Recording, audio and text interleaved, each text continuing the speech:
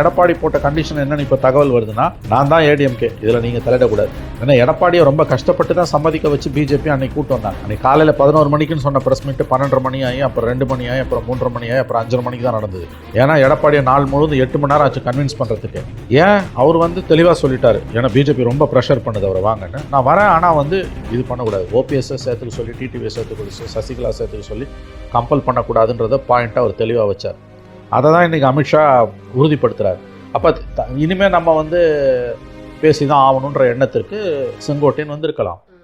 அவருக்கு ஓபிஎஸ்ஆல பிரச்சனை இருக்குங்கிறது தெரியும். செங்கோட்டையன் அவர்களோட என்ன பிரச்சனை, ஏன் அவன் செங்கோட்டையனை அவர் ஓரம் கட்டினார் கட்சிக்குள்ளார?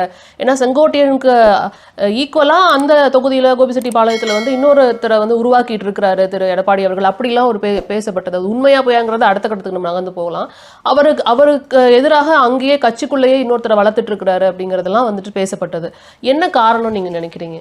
இருக்கலாம், அவர் தேவையானவர்களை அந்த மாவட்ட நிர்வாகத்தில் சில பேரை செங்கோட்டையனுக்கு விருப்பம் இல்லாதவர்களை இவர் நியமித்ததாக ஒரு குற்றச்சாட்டு வருது.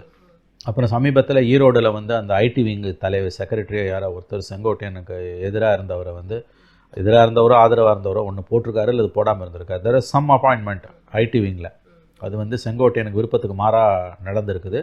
அதன் பிறகு செங்கோட்டையன் சொன்ன பிறகு அது மாற்றப்பட்டிருக்குது.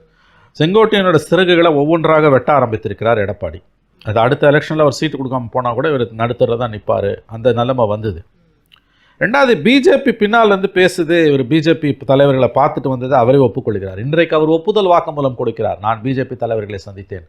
அப்போ இந்த சந்திப்புக்கும் அதுக்கும் இன்றைய ப்ரெஸ் மீட்டுக்கும் அதுக்கும் கூட ஒரு தொடர்பு இருக்கலாம், இல்லை நீங்கள் எப்படி சொல்ல முடியும்? அதே மாதிரி இந்த பக்கம் நீங்கள் பார்த்தீங்கன்னா இன்னொரு ஸ்கூல் ஆஃப் தாட் என்னன்னு கேட்டிங்கன்னா, ஓபிஎஸ் போய் ஸ்டாலினை சந்தித்தார் அந்த துக்கம் விசாரிக்கிறதுக்கு. ஸ்டாலினோட அண்ணன் மூகாமுத்து மரணத்துக்கு பிறகு ஒரு மாதம் கிட்டத்தட்ட மந்த் பேக் ஓபிஎஸ் போய் ஸ்டாலினை சந்திச்சுட்டு ஒரு 45 நிமிஷம் பேசினார். உங்களுக்கு ஞாபகம் இருக்கும். வெளியில் ஓபிஎஸ் என்ன சொன்னார், அரசியல் எது வேணால் சாத்தியம்னார். அப்புறம் 4 நாள் பொறுத்து பல்ட்டி அடிச்சு அது வெறும் துக்கம் இல்லைன்னார். அரசியல் சந்திப்பு இல்லைன்னு சொன்னவர் அன்னைக்கு வீட்டு வாசலில் நின்று அரசியலில் நிரந்தர நண்பன் இல்லை பகைவன் இல்லைன்ற டைலாகெல்லாம் விட்டார். இப்போ நான் கேட்குறேன், உங்களை பிஜேபியை பார்த்துட்டு வந்ததே செங்கோட்டையன் ஒப்புக்கொள்கிறார். இந்த ப்ரெஸ் மீட்டுக்கும் பிஜேபிக்கும் சம்பந்தம் இருக்கும் என்ற சந்தேகம் எழுவது இயல்பானது. அதே மாதிரி ஓபிஎஸ் அவர்கள் ஸ்டாலினை சந்தித்துட்டு வந்தார் இல்லையா, அந்த சந்திப்புக்கும் இன்றைக்கி செங்கோட்டையனோட ஸ்பீச்சுக்கும் சம்மந்தம் இல்லைன்னு நீங்கள் எப்படி சொல்லுவீங்க?